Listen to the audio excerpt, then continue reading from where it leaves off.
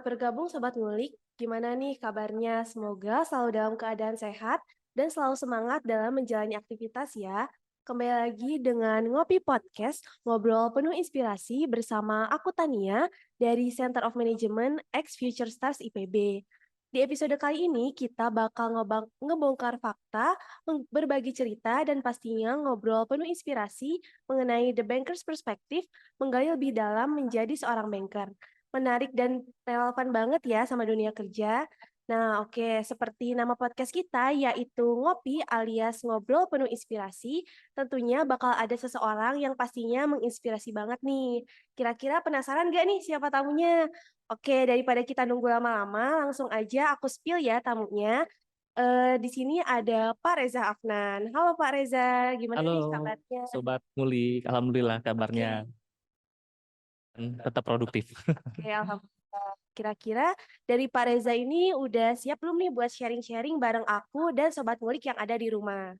Pastinya harus siap dong ya. Oke, Iya. karena Pak Reza udah siap dan aku juga udah siap, oke mungkin aku mulai aja ya podcast kali ini. Mungkin pertama-tama aku boleh nanya ke Pak Reza, kira-kira background pekerjaan Bapak dan kesibukan Bapak kali ini itu apa aja ya kira-kira? Iya, jadi saya itu sebetulnya kan saya lulusan IPB ya, angkatan 46. Saya dulu masuk IPB itu tahun 2000 berapa ya? 2007 ya. 2008, maaf, Iya, 2009. Saya lupa ya. 2009 saya masuk pertama itu di program diploma ya D3 Manajemen iya, Agribisnis. Lalu setelah itu saya lanjut S1 di iya. manajemen FEM IPB. Dulu itu ada yang namanya program sarjana ahli jenis manajemen atau kita bisa biasa sebut tuh ekstensi manajemen ya. Cuman kalau sekarang kan memang ekstensi manajemen itu sudah nggak ada lagi ya. Sekarang D3 sudah jadi D4 gitu ya. Dan waktu itu saya 2012 lulus dari diploma IPB dari manajemen agribisnis itu saya nggak langsung lanjut masuk S1 manajemen gitu ya. Selang 2 tahun saya sambil kerja gitu, saya ikut tes di IPB di program sarjana bisnis manajemen, saya langsung masuk situ. Alhamdulillah diterima juga gitu ya. Padahal tuh yang masuk ekstensi manajemen tuh betul-betul saingannya juga banyak gitu ya. Salah satu program studi yang banyak peminatnya waktu itu. Alhamdulillah saya bisa keterima gitu. Jadi background saya itu saya lulusan manajemen sebetulnya ya, S1-nya, manajemen SDM waktu itu skripsinya. Lalu terkait pekerjaan, saya bekerja di salah satu badan usaha milik negara di bidang perbankan. Mungkin teman-teman juga tahu semua ya, di Bank Rakyat Indonesia gitu. Saya sudah 11 tahun berkarir di BRI. Dari dulu tahun 2012 saya masuk, alhamdulillah saya bisa diterima di BRI sebelum saya waktu itu wisuda D3 gitu ya. Jadi pada saat saya sudah dapat SKL gitu ya, lalu saya cari kerja ke sana ke sini, alhamdulillah dapat rezekinya di BRI, ya saya jalani sampai sekarang gitu ya seperti itu. Dan terkait pekerjaan di BRI, saya sekarang posisinya di Logistic and General Affairs. Jadi kalau Tania dan teman-teman sobat ngulik mau tahu apa sih itu Logistic and General Affairs gitu ya. Jadi meliputi pekerjaan di bidang Corporate Social Responsibility (CSR) ya, atau TJSL tanggung jawab sosial dan lingkungan gitu ya. Lalu juga meliputi terkait sistem akuntansi perusahaan, lalu juga protokoler pada saat ada pejabat-pejabat di perusahaan tersebut gitu ya, dan juga terkait inventarisir aset perusahaan seperti itu. Dan memang saya pun selain di Logistic and General Affairs, teman-teman, saya juga dipercaya menjadi culture agent di BRI seperti itu. Apa sih itu culture agent gitu? Jadi saya bertugas untuk bisa mengimplementasikan nilai-nilai core values akhlak gitu ya. Mungkin teman-teman udah dengar ya apa itu akhlak itu. Ya amanah, kompeten, harmonis, loyal, adaptif, kolaboratif. Yang mana core values itu digagas oleh Pak Menteri BUMN, Pak Erick Thohir, semuanya harus dijalankan dengan saya membuat sebuah sistem untuk apa namanya untuk tentang budaya kerja gitu ya, yang mana nanti goals-nya itu bermuara pada pencapaian target kinerja perusahaan seperti itu. Oh, keren banget nih. Jadi Pak Reza ini udah di BRI 11 tahun ya Pak. Dan sekarang ini kesibukannya ada CSR, terus ada core akhlak dan lain sebagainya. Ya. Oke, keren banget ya teman-teman. Oke, mungkin aku mau nanya nih, gimana Bapak memutuskan untuk memulai karir di dunia perbankan? Karena kan kalau dari lulusan manajemen pastinya banyak bidang-bidang lainnya yang kayak gak kalah menarik nih di selain perbankan. Gitu. Ya, yang pertama tentunya kenapa saya bisa masuk bank? Pertama pastinya kan rezeki ya. Sudah ada dalam garis tangan setiap manusia seperti itu ya. Rezeki saya bisa masuk BRI, alhamdulillah gitu kan. Artinya saya tidak menunggu lama gitu setelah lulus dapat SKL, bahkan sebelum wisuda gitu ya, seperti itu. Dan ini merupakan kesempatan yang besar dan kenapa sih saya pengennya itu masuk bank gitu kan. Ya memang waktu itu pada saat saya setelah dapat SKL tuh ya, setelah beres yudisium kan dapat SKL ya, seperti itu waktu saat di vokasi gitu ya di diploma. Jadi memang waktu itu saya sama teman-teman namanya kita eh, baru lulus ya, dapat SKL, udah ada bisa buat modal buat cari kerja gitu kan. Kita datang ke job fair gitu ya. Kita masuk-masukin CV kita, namanya juga masih anget-angetnya gitu ya. Betul, tapi kan memang gini Tania dan teman-teman juga, kita dihadapkan pada dua pilihan pada saat kita sudah apa namanya lulus dari IPB. Pilihan kita yang pertama, apakah kita ingin bekerja di suatu perusahaan pada saat setelah lulus, atau yang kedua, kita ingin berwirausaha seperti itu. Kalau kita ingin berwirausaha, oke, kita kesampingkan dulu eh, apa namanya untuk cari-cari kerja di perusahaan lain gitu. Tapi kan gini fokusnya waktu itu saya sama teman-teman, oke, kita cari kerja, kita pengen tahu gimana sih rasanya kerja di perusahaan seperti itu. Akhirnya sampai akhirnya saya bisa kerja di perbankan seperti itu dan itu saya nikmati gitu ya. Karena memang kalau Tania dan Sobat Ngulik pengen tahu gitu, kerja di bank itu gak sekaku yang kita pikirkan gitu. Dulu memang juga saya berpikirnya, oh kerja di bank ini kita harus formal gitu kan, kaku gitu ya. Artinya ya udah kerjanya gitu-gitu aja. Tapi ternyata nggak seperti itu gitu. Dan sekarang memang perbankan juga karena memang banyak teman-teman milenial juga ya. Jadi nggak selamanya kerja di bank itu kaku gitu. Kita bisa mengembangkan skill kita gitu seperti itu. Dan tentunya walaupun dimanapun kita bekerja, baik itu di perbankan atau di perusahaan lain, yang penting sih kita harus nikmati segala pekerjaan kita. Karena yang menentukan kesuksesan itu adalah diri kita sendiri. Seperti itu. Kita itu harus menyukai apa yang kita kerjakan. Dan kalau misalkan dari fresh graduate kan pasti nyoba-nyoba ke sana sini. Kalau misalkan ada yang nyantol ya alhamdulillah. Kayak contohnya ini Pak Reza udah 11 tahun nih di dunia perbankan. Nah, kalau dari Bapak sendiri, gimana sih Bapak menggambarkan peran seorang banker terhadap masyarakat luas, khususnya masyarakat Indonesia? Iya, peran seorang banker itu sangat-sangat nyata sekali di masyarakat ya. Kalau misalkan Tania dan Sobat Ngulik pernah belajar yang namanya sistem agribisnis ya. eh, dulu sebenarnya saya juga pernah jadi dosen di vokasi gitu ya, selama 3 tahun ngajar lembaga keuangan agribisnis.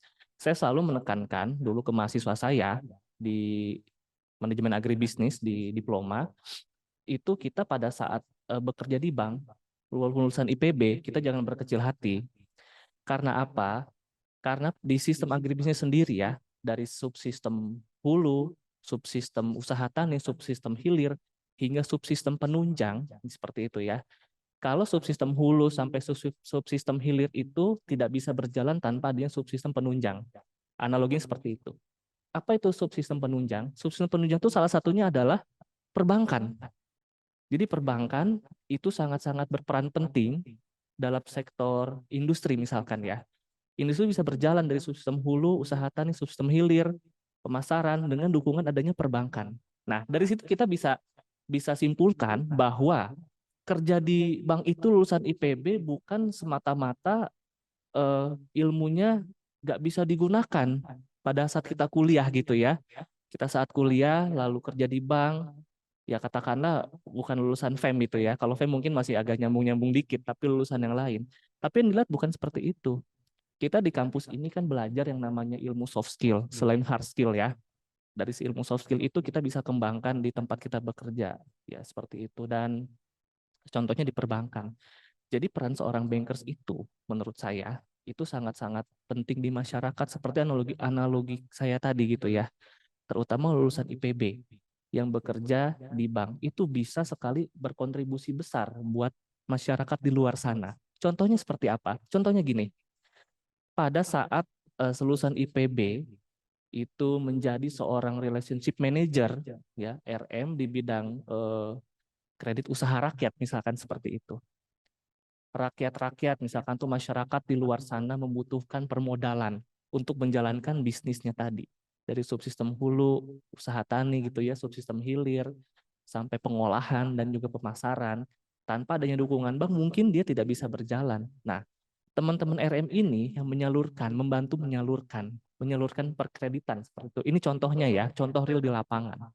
Ya tentunya kan dengan menyalurkan permodalan untuk masyarakat, menyalurkan kredit untuk masyarakat, tentunya kan ini sangat-sangat berperan penting untuk kelangsungan usaha masyarakat tersebut gitu. Dan itulah salah satu faktor pentingnya seorang banker dan bermanfaatnya seorang banker untuk kehidupan masyarakat.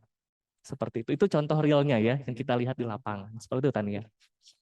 Jadi dengan kita menjadi seorang bankers, kita bisa kontribusi aktif nih. Contohnya kita ngasih tunjangan investasi atau tunjangan yang lainnya ke masyarakat yang ingin mengajukan modal usaha. Oke, kalau boleh tahu kan tadi udah dijelasin kayak tugas-tugas utama Bapak yang akhir-akhir ini nih. Nah, kalau misalkan boleh tahu apa aja sih tugas dan tanggung jawab Bapak sebagai seorang bankers atau mungkin bisa di-highlight aja ya kayak dari awal Bapak bekerja hingga sekarang yang kayak yang paling di-highlight aja gitu. Oke. Iya, jadi memang pada saat saya baru masuk perbankan ya, baru masuk BRI, itu saya waktu itu masuk di posisi asisten dana jasa dan simpanan.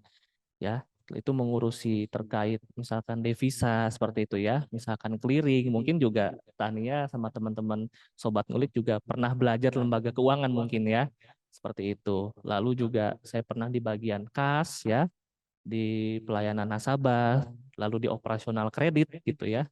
Dan terakhir ini di bagian logistik yang general affairs. Jadi memang saya selama 11 tahun itu, ya namanya kita kerja di satu perusahaan kan tidak hanya menetap di satu bagian ya, tapi juga berpindah-pindah bagian seperti itu.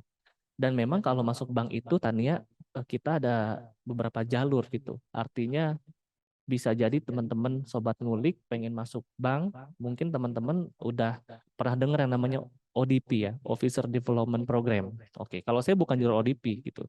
Saya jalur yang kita masukin CV, ikut interview. Kalau ODP kan langsung ke kantor pusat. Saya ke branch office waktu itu. Gitu. Jadi kalau ODP itu memang teman-teman disiapkan untuk menjadi seorang calon-calon pemimpin. Nah, calon-calon pemimpin. Nah, kalau saya tidak masuk jalur itu, lewat jalur yang biasa nih, misalkan dari nol gitu ya, dari nol.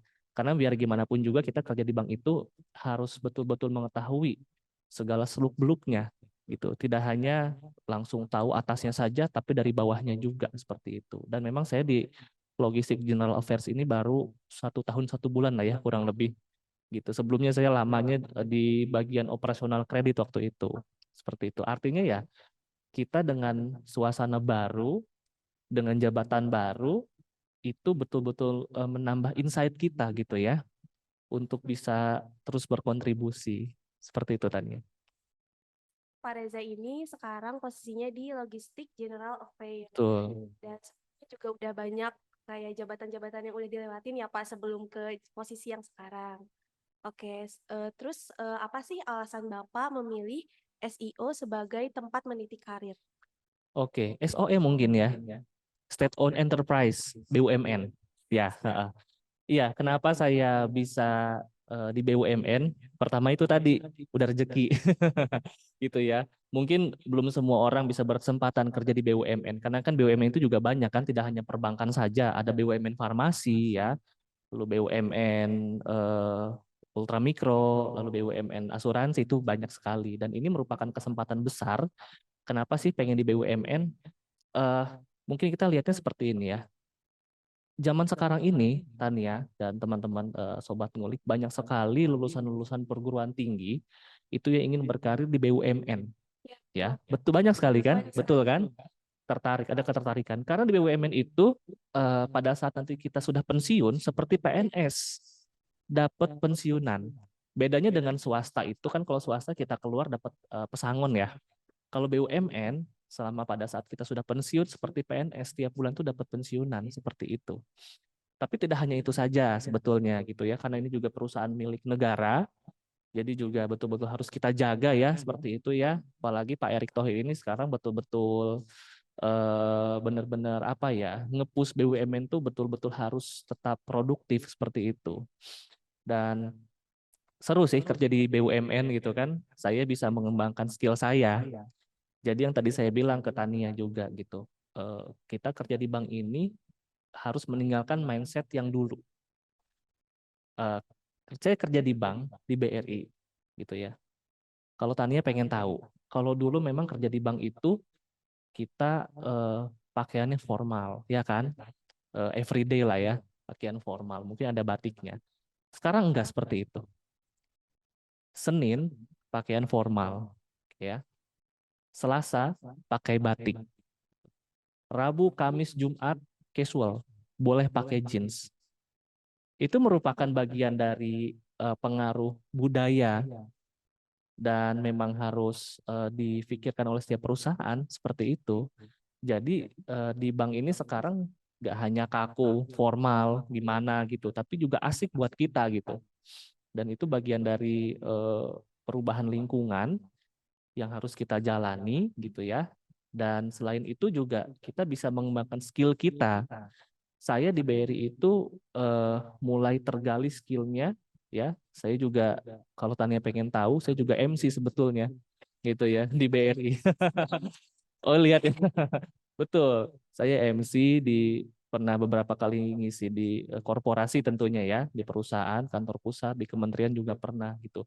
Artinya kan kita kerja di perbankan ini tidak hanya melulu di belakang layar, di belakang komputer, meja gitu ya. Tapi juga kita bisa sambil meniti skill kita. Itulah yang dinamakan work-life balance. Betul sekali. Ya. Sekarang udah banyak kok perusahaan-perusahaan yang betul-betul mengembangkan dan mengimplementasikan work-life balance buat para pekerja-pekerjanya. Seperti itu. Jadi kan kalau misalkan ditanya kenapa sih Bapak memilih SOI sebagai tempat meniti karir, kan kalau zaman sekarang siapa sih yang nggak mau kerja di BUMN kan? Aku juga sempat ngeliat di Twitter banyak banget orang yang pengen daftar BUMN tapi gagal-gagal terus gitu ya Pak. Betul, Ternyata masih betul. susah tuh masuk BUMN dan Betul. ternyata bekerja di BUMN ini nggak seformal dan sekaku itu ya Pak. Yes, betul. Apalagi kan kalau zaman sekarang udah banyak mungkin pegawai dari generasi Z ya. Jadi perusahaan juga harus nyesuaiin sama budayanya mereka kayak work life balance, terus pakaiannya juga yang nggak selalu formal. Iya. Tuh, oke. Terus pertanyaan selanjutnya kan tadi udah ada perubahan pegawai dan kayak contoh kecilnya ada perubahan dalam hal berpakaian ya Pak. Nah, gimana sih pengaruh perubahan teknologi mempengaruhi pekerjaan Bapak sendiri? Oh, sangat berpengaruh. Apalagi di era 4.0 ini ya. Gitu kan. Di perbankan itu, contohnya di kantor saya ya, semuanya serba teknologi. Sekarang gini, Tania atau mungkin teman-teman sobat ngulik yang lain, pernah gak terfikirkan gitu kan? Dulu kita punya handphone ya, handphone kita besar ada antenanya. Terpikirkan nggak di masa mendatang handphone kita itu tipis, lalu besar sekarang kan besar-besar, lalu touchscreen, itu kan pasti belum terfikirkan kan? Nah, adanya perubahan teknologi ini memudahkan semuanya seperti itu, termasuk juga di perusahaan, utamanya di perbankan gitu ya. Di perbankan sendiri, sekarang kalau misalkan Tania punya kartu debit gitu ya, Tania pergi ke pasar gitu. Tania lupa bawa dompet, di situ ada kartu ATM-nya gitu. Tania lupa nih. Sekarang kalau Tania punya M-Banking gitu ya, itu Tania nggak perlu repot-repot tarik tunai harus pakai kartu. Betul kan? Tinggal buka M-Bankingnya, jalur tarik tunai, jalur ATM, ada kodenya, Tania pergi ke mesin ATM, masukin kode itu, keluar uang. Tanpa harus kartu tuh dimasukkan gitu. Jadi sekarang betul-betul teknologi itu di perbankan tuh sangat-sangat di berjalan sekali Kami pun sama, ya. Di job desk kami juga, terutama utamanya misalkan saya melakukan pembukuan di sistem akuntansi perusahaan ya, seperti itu. Itu kan menggunakan sistem dengan era digital ini gitu ya. Sistem pembayarannya sekarang sudah tidak ada manual lagi misalkan. Semuanya by system, by system, by system. Jadi teknologi itu betul-betul sangat mendukung pekerjaan kita gitu ya, walaupun di luar sana teknologi itu banyak yang memanfaatkan untuk kegiatan-kegiatan yang negatif misalkan. Betul. Dengan misalkan ada oknum gitu ya, kita dapat link gitu via WA, kita buka data diri kita udah terrecord ke sana gitu. Lalu uang kita hilang misalkan, itu bisa aja gitu ya. Tapi dengan adanya teknologi ini sebetulnya banyak plusnya, asalkan digunakan dengan hal-hal untuk hal-hal bermanfaat ya, khususnya di perusahaan. Jadi sangat-sangat mendukung sekali kalau untuk kemajuan teknologi saat ini di perbankan. Semuanya dibuat mudah. Buka rekening nggak perlu ngantri ke customer service misalkan. Ada mesin hybrid di situ. Untuk buka rekening, keluarlah misalkan buku tabungan atau apa. Jadi sekarang serba mudah. Kita lihat aja ke depannya nanti seperti apa. Mungkin udah tidak ada lagi yang namanya teller misalkan di perbankan. Namanya customer service mungkin. Semuanya by system dengan mesin seperti itu. Kita kan nggak pernah tahu ke depannya seperti apa. Ya, jadi teknologi yang sekarang betul-betul sangat memudahkan kita semua tentunya. Teknologi ini sangat memudahkan bagi pegawai bank khususnya dan juga kita sebagai pengguna dari bank itu sendiri. Oke, kan tadi udah dijelasin nih pekerjaan Bapak ini kan cukup banyak ya. Terus Bapak juga jadi MC ternyata ya. Bisa dilihat di Instagramnya ya. Nah, kalau dari Bapak sendiri, gimana sih cara mengelola stres agar pekerjaan sebagai seorang banker ini berjalan dengan lancar? Terus kayak soft soft skill Bapak juga bisa dikembangkan dengan lancar juga. Ya, sebetulnya gini, gimana caranya biar kita nggak stres? Pertama, nikmati kerjaan kita ya. Itu so pasti ya tentunya ya. Nikmati pekerjaan kita. Kalau kita ngerasa berat eh, bekerja apa yang kita kerjakan, itu kita pasti bakal stres terus gitu ya. Dan memang eh, posisi sekarang saya ini di logistik itu memang kita artinya nggak selalu di depan laptop kerjanya. Saya sering keluar kantor gitu ya. Ya untuk ngurusin CSR misalkan, bertemu dengan pihak ketiga gitu ya, bertemu dengan mitra, lalu juga belajar juga dulu kuliah kan belajar teknik negosiasi ya. Ya. Itu saya jalankan pada saat saya negosiasi, misalkan negosiasi sewa menyewa aset seperti itu ya. Lalu juga apa namanya pada saat protokoler misalkan itu kan kita kan nggak selalu di kantor. Lalu pengecekan aset misalkan di unit kerja di bawah binaan kita gitu. Dan itu menurut saya salah satu cara untuk menghilangkan stres pekerjaan dengan kita bisa bertemu orang-orang banyak di luar sana seperti itu. Itu yang pertama.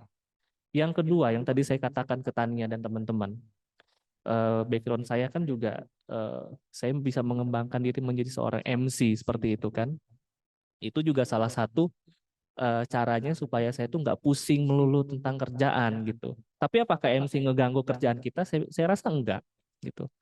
Karena pada saat misalkan korporasi membutuhkan memanggil saya untuk mengundang saya menjadi master of ceremony, itu memang secara formalitasnya, secara formilnya mereka bersurat ke kantor saya, ditujukan ke pimpinan saya. Oke, saya berangkat ke sana seperti itu. Dan selain itu juga Tania dan teman-teman sobat ngulik gitu.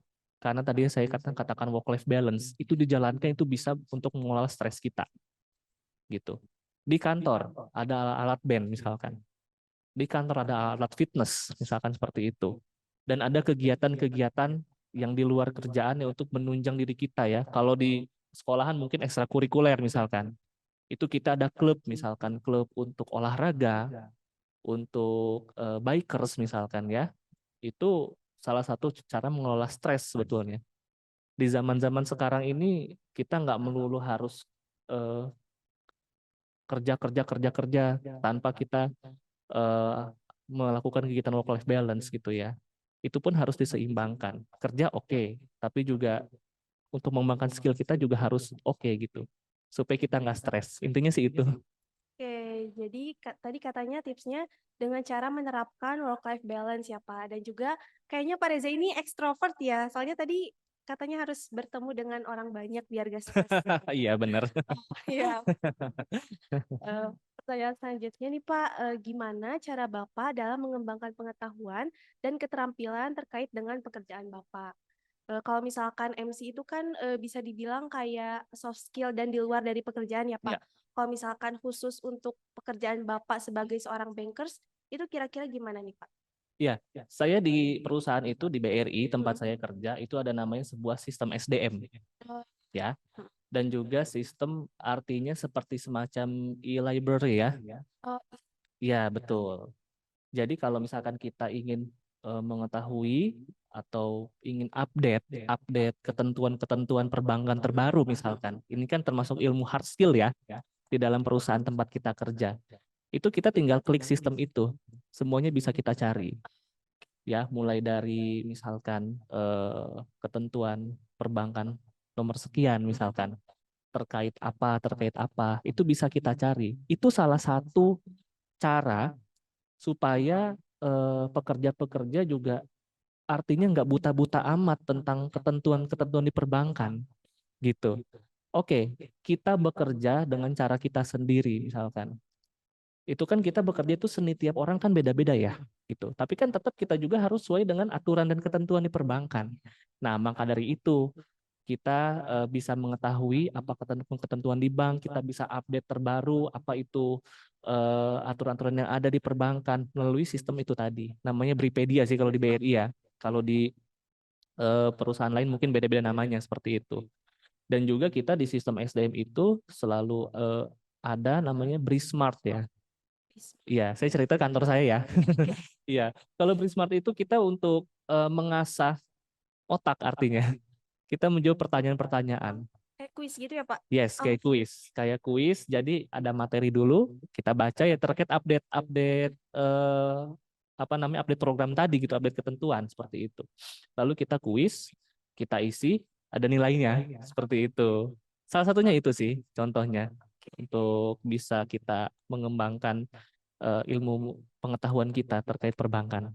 oke, jadi tadi salah satu cara untuk mengembangkan pengetahuan dan keterampilan di bidang perbankan itu dengan cara mengakses e-library ya, Yes. yang sudah disediakan oleh SDM di BRI itu sendiri. Oke, kan tadi Bapak udah ngejelasin ya kalau Bapak ini ada pernah di bidang CSR atau Corporate Social Responsibility. Nah, gimana pekerjaan atau perusahaan tempat Bapak bekerja berkontribusi pada inisiatif berkelanjutan dan tanggung jawab sosial. Oh iya, itu sangat ini sekali ya, sangat berpengaruh sekali untuk perusahaan. Karena kan memang aturan perusahaan itu memang harus menyalurkan CSR ya ke masyarakat. Dan itu memang di bidang pekerjaan yang saya geluti sekarang gitu ya. Jadi CSR ini bentuknya misalkan ada CSR kita memberikan bantuan berupa dana untuk renovasi, misalkan renovasi apa ya, renovasi sebuah inilah ya, mitra gitu ya. Renovasi katakanlah misalkan renovasi taman kanak-kanak misalkan di dalam suatu mitra kita. Di dalam mitra kita yang memiliki TK itu pengajuan renovasi melalui CSR. Lalu juga eh, terakhir kemarin saya menyalurkan CSR mengenai ini pemberian makanan untuk stunting. Iya, stunting. Jadi yang pertumbuhannya tidak cepat ya, namanya stunting kan. Kita membantu menyalurkan paket makanan untuk stunting di wilayah Kabupaten Bogor. Begitu. Kita menyalurkan itu pernah, lalu juga selain itu juga banyak macam-macamnya. Kita ada CSR, misalkan ada mitra kita membutuhkan mobil ambulan misalkan. Itu kita salurkan seperti itu. Lalu juga untuk pembangunan pesantren misalkan ya, beberapa kali itu kami menyalurkan seperti itu. Jadi memang kalau untuk CSR ini sifatnya wajib yang dimiliki oleh perusahaan ya untuk masyarakat sekitar demi apa? Demi untuk keberlangsungan perusahaan tersebut seperti itu. Memang kan beberapa persentase itu berapa persen gitu ya dari laba perusahaan itu memang harus disalurkan. untuk kegiatan-kegiatan CSR di luar sana gitu. Dan ini memang harus diterapkan apalagi di BUMN ya. CSR BUMN itu betul-betul sangat dibutuhkan oleh masyarakat dan kita harus menyalurkan itu seperti itu. Untuk CSR ini berganti-ganti ya Pak, ada renovasi sekolah, Ya, terus kayak pesantren. ya, Oke, jadi beda-beda tergantung pengajuan dari masyarakatnya misalkan seperti itu. Mm. oke, menurut selanjutnya, menurut Bapak, apakah pekerjaan menjadi seorang banker mampu bertahan di era industri 4.0 dan mampu bersaing atau berkolaborasi dengan teknologi? Yang pastinya tadi udah dijelasin ya kalau tentang teknologi. Iya, tentunya ini bisa bersaing tentunya ya. Artinya kan yang tadi saya katakan bahwa di perbankan itu semuanya sekarang serba teknologi dan serba memudahkan. Jadi ke depannya kita akan tertinggal kalau kita ketinggalan teknologi dan kita nggak melek teknologi gitu ya. Sekarang kan kita gampang kan bisa akses ke sana ke sini. Gimana sih caranya menggunakan teknologi itu gitu, terutama di perbankan gitu ya. Jadi betul-betul sangat sangat harus disupport gitu ya mengenai pengembangan teknologi ini di perbankan, apalagi kan di industri 4.0 gitu ya, di mana industri itu kan betul-betul mengedepankan teknologi gitu ya, teknologi informasi demi efisiensi kan seperti itu ya, apa namanya definisinya ya. Jadi memang betul-betul dengan adanya teknologi di perbankan tuh semuanya lebih efisien. Ya kayak contohnya tadi yang saya katakan, mau buka rekening nggak perlu ke customer service, ada mesin tinggal buka di situ, langsung keluar buku tabungan nomor rekening gitu kan, itu efisien tanpa kita perlu ngantri seperti itu. Jadinya betul-betul bisa memudahkan. Begitupun dengan yang CSR tadi gitu. Dengan CSR tadi kita menyalurkan CSR pun istilahnya tidak hanya menyalurkan secara manual aja gitu ya, tapi juga ada teknologi-teknologi yang betul-betul harus kita lengkapi seperti itu, kita jalankan seperti itu ya. Dan menyalurkan CSR yang tadi saya bilang juga itu tidak artinya tidak semerta-merta kita langsung nyalurin aja, tapi ada analisis-analisisnya. Analisisnya, lalu juga ada BC rasionya kita hitung, mungkin belajar juga ya di keuangannya seperti itu. Dan sekarang kalau dengan ada teknologi ini gitu ya, seperti saya misalnya menyalurkan CSR gitu, mengajukan permohonan ke eh, head office gitu atau regional office. Itu kalau di kantor saya di BRI sekarang itu kita sudah nggak ada lagi namanya surat-surat manual. Jadi lewat namanya DIO. DIO betul. Kita ada sebuah sistem SDM tadi, ada DIO, kita bersurat tuh lewat DIO. Jadi langsung ada tanda tangan barcode-nya. Tanpa kita harus ngeprint surat, kirimkan via pos, itu udah nggak zaman lagi gitu. Jadi itu kan salah satu perkembangan teknologi yang ada, Tania, yang ada di perbankan seperti itu. Oke, jadi kalau misalkan ditanya apakah seorang banker mampu bertahan, ya pastinya bisa dong ya Pak, karena sekarang juga udah berkolaborasi dengan teknologi itu sendiri. Betul. Oke, selanjutnya kan Bapak udah 11 tahun nih di dunia perbankan. Nah, kira-kira apa aja sih kelebihan dan kekurangan yang Bapak rasakan selama menjadi seorang banker? Selama saya jadi seorang banker 11 tahun kelebihannya pertama kelebihan berat badan sekarang. Berarti happy ya. Harus happy. Dulu saya kurus, saya langsing. Sekarang jadi langseng. Just kidding ya. Ya, jadi banyak-banyak sekali kelebihan-kelebihan. Pertama kita bisa mengembangkan ilmu hard skill kita yang tentunya ya. Dulu saya kuliah di manajemen agribisnis, itu belajar tentang perbankan. Setelah saya masuk perbankan, ternyata ilmu saya kepake gitu di manajemen SDM gitu kan. Dulu saya pernah belajar lembaga keuangan agribisnis, lalu juga saya bisa mengembangkan ilmu apa namanya menyalurkan ilmu saya gitu ya ke teman-teman mahasiswa waktu pas saya jadi dosen waktu itu pernah di sekolah vokasi di tentang lembaga keuangan. Jadi ilmu-ilmu yang saya dapatkan di saat kuliah, kalau saya pribadi itu terpakai sekali di posisi sekarang saya kerja gitu di kerja di bank gitu ya, terpakai. Itu kelebihan-kelebihannya. Selain ilmu hard skill juga ilmu soft skill gitu ya. Saya tadi bilang gitu, saya suka MC gitu. Saya juga diundang jadi narasumber di sini. Bulan ini juga saya 2 kali Tania. Pertama di manajemen, ini ya diundang manajemen narsum. Nanti tanggal 24 saya diundang sama sekolah vokasi di narasumber juga, itu di acara career workshop gitu ya. Jadi itu kan salah satu pengembangan soft skill saya. Saya bisa eh, insight gitu kan ke teman-teman, memberikan insight ke teman-teman semua terkait dunia kerja di perbankan itu seperti apa sih gitu. Itu kan bagian dari kelebihan yang kita miliki ya gitu. Selain itu juga ya tadi work life balance itu termasuk kelebihan-kelebihan. Tapi kan kalau hanya kelebihan harusnya pastinya ada kekurangan dong ya. Iya kan? Nah, kekurangan-kekurangan ini yang harus kita mitigasi sama-sama. Kalau kamu masuk dunia kerja, kamu bakal nemuin beberapa karakter teman-teman yang berbeda-beda. Ya kan?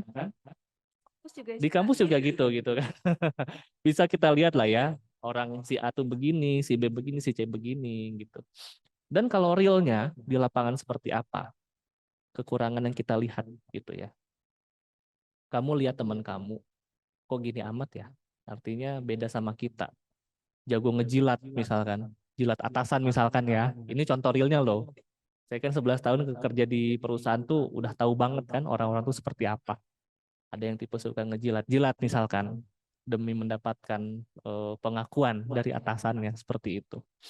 Lalu juga ada yang istilahnya nusuk kita dari belakang. Itu juga ada gitu. Karena apa? Karena persaingan. Nah, itulah jadi kekurangan ya. Tapi yang penting kita nggak seperti mereka gitu. Kita kerja tuh ya tetap berintegritas ya dan sesuai core values akhlak, amanah, kompeten, harmonis, loyal, adaptif, kolaboratif. Itu yang kita harus kita kembangkan dalam diri kita seperti itu. Jadi kalau kita lihat ada kekurangan sekitar kita, ada yang terkait ya teman-teman beda-beda karakter, ya kita harus terima aja karena memang real dunia kerja itu seperti itu. Jadi jangan kaget kalau Tania atau sobat ngulik saat kerja di perusahaan itu banyak sekali gesekan-gesekan. Terutama misalkan pada saat kamu mau promosi jabatan, itu banyak sekali eh, gesekan-gesekan, persaingan. Yang penting persaingan sih sehat sih nggak masalah ya, seperti itu. Dan tentunya harus kita inilah harus kita eh, nikmatin aja. Dan kekurangan yang lain juga bisa jadi tingkat stres yang tinggi, pressure yang tinggi, karena kerja di bank itu kalau posisi saya sekarang ini dan teman-teman lain pun sama, pressure-nya tinggi. Jadi kita bisa mengelola kerjaan kita dengan seninya kita, seperti itu. Oke, jadi dengan menjadi seorang banker ini banyak tantangannya, Pak. Contohnya tadi ada teman-teman yang berbeda-beda, tantangan stres yang keras, terus kayak pastinya juga banyak pressure.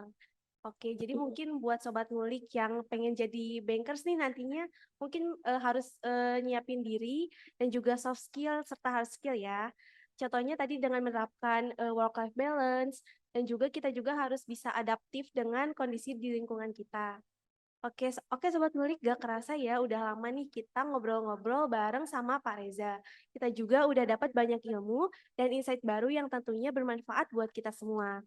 Mulai dari awal Pak Reza memulai karir, tanggung jawab seorang banker, dan cara mengolah stres saat bekerja. Dan masih banyak lagi yang udah Pak Reza share ke kita semua. Oke, terakhir nih, ada gak sih pesan, motivasi ataupun saran yang pengen Pak Reza sampaikan ke Sobat Ngulik yang ada di rumah? Ya, pesan-pesannya buat sobat ngulik yang ada di rumah, kalau misalkan teman-teman sudah lulus dari IPB, eh, jangan takut di luar sana itu memang dunia kerja tuh keras. Yang saya katakan deh ke teman-teman, teman-teman dihadapkan pada dua pilihan. Yang pertama, apakah teman-teman setelah lulus nanti mau berwirausaha sesuai dengan visi misinya IPB ya, menciptakan wirausaha seperti itu ya. Oke, itu pilihan yang bagus. Atau yang kedua, teman-teman mau mencoba bekerja di suatu perusahaan, korporasi, entah itu perbankan gitu ya, entah itu industri yang lain, itu silahkan teman-teman coba kalau pengen punya pengalaman seperti itu. Yang penting teman-teman eh, saya titip pesan ke teman-teman, khususnya alumni IPB, alumni manajemen tentunya ya, alma mater saya sendiri, alumni FEM, itu jangan takut untuk mencoba dan harus diniatkan dari hati kita, ya bahwa bahwa kita ini sebetulnya inginnya tuh setelah lulus tuh mau kemana, seperti itu, gitu ya. Dan tetap menjaga kepercayaan alma mater, gitu ya. Jangan sampai di luar sana kita jadi mencoreng nama alma mater gitu pada saat dunia kerja itu ya jangan sampai seperti itu. Tetap jaga kepercayaan diri, kepercayaan keluarga, kepercayaan alma mater gitu ya. dan tetap pada pilihan dari hati kita. Kita nih pengen kemana sih setelah lulus gitu. Betul seperti itu. Dan tentunya kalau teman-teman masih jadi mahasiswa nih di kampus, kalau saran saya, itu dulu saya pernah ketua BEM di diploma, ya tahun 2010-2011 gitu. Ikut organisasi itu mempengaruhi kita saat di pekerjaan. Mungkin teman-teman di sini saat ikut organisasi belum terlalu merasakan manfaatnya mungkin ya untuk di kampus. Tapi pada saat teman-teman kerja, percaya sama saya, apa yang sudah kita dapatkan dalam organisasi itu betul-betul bisa kita implementasikan seperti itu. Karena orang yang ikut organisasi ya di manajemen ada komet misalkan ya, itu nanti akan terlihat berbeda dengan orang-orang yang tidak ikut berorganisasi. Caranya misalkan seperti apa? Contoh realnya, orang yang ikut organisasi cenderung bisa melakukan public speaking tanpa malu-malu di depan banyak orang. Orang yang nggak ikut organisasi cenderung misalkan gitu ya, ini contoh realnya ya, contoh kecilnya. Mungkin malu-malu untuk berbicara depan orang banyak, itu contoh realnya. Jadi organisasi itu menurut saya sebuah ilmu soft skill yang betul-betul teman-teman bisa kembangkan. Selain ilmu hard skill itu juga, itu kan wajibnya ilmu hard skill ya, sunahnya ilmu soft skill misalkan. Tapi kalau sunahnya dijalankan, insya Allah teman-teman mudah-mudahan ke depannya akan bisa menjadi orang sukses. Tetap semangat. Oke, Pak Reza, sebelumnya aku ucapin terima kasih banyak Sama-sama Tania. udah bisa sharing di episode kali ini dengan topik The Banker's Perspective, menggali lebih dalam menjadi seorang banker. Dan tak lupa terima kasih juga kepada Syur yang sudah mendukung kita dengan mikrofon yang sangat bagus, yaitu mikrofon MV7, dan juga headphone yang gak kalah keren, yaitu headphone SRH 440, sehingga membantu kualitas podcast kita menjadi lebih baik. Dan aku mau ngingetin nih buat Sobat Ngulik, jangan lupa follow dan juga dengerin podcast Future Stars IPB di Spotify yang pastinya banyak inspirasi dan juga manfaat. Tapi buat Sobat Ngulik yang gak punya Spotify, tenang aja nih karena Ngopi Podcast tersedia di YouTube-nya Center of Management IPB. Dan jangan lupa like, komen, dan juga subscribe. Aku Tania dari Center of Management X Future Stars IPB pamit undur diri dan see you semua. Dadah! Terima kasih untuk Sobat Ngulik yang udah ngedengerin Ngopi Podcast kali ini. Dan jangan lupa untuk tetap stay tune di Ngobrol Penuh Inspirasi selanjutnya. Bye-bye!